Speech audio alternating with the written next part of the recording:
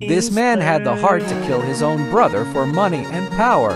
His brother's body was immediately thrown into a grave that had been prepared beforehand to ensure he was truly dead.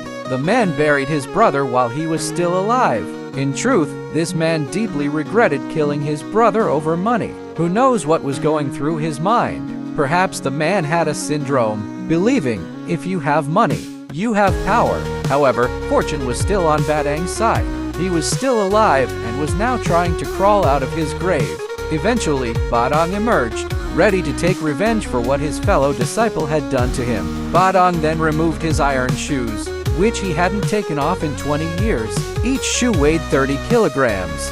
This was his sacrifice to master the iron kick technique. Finally, he took off his iron shoes to reach his true strength. Dressed in a suit, Badang walked alone to the headquarters where his brother was. He entered through a metal detector, which didn't beep this time because he had removed his iron shoes. It turned out Badang was greeted by his brother's men. Dozens of bodyguards attacked him at once. Now that Badang had removed his heavy shoes, his legs felt incredibly light, allowing him to move freely and unleash his attacks on the enemy forces. With his body so light, Badang felt as though he could fly. His kicks were relentless, directed at his enemies. The iron kick technique had now been perfected. His kicks were lethal to his opponents. Not only that, but Badang also had the iron fist technique, supported by his immense physical strength, making him nearly unbeatable. Despite their large numbers, the guards were no match for Badang. Eventually, they were terrified of facing him and his martial arts techniques.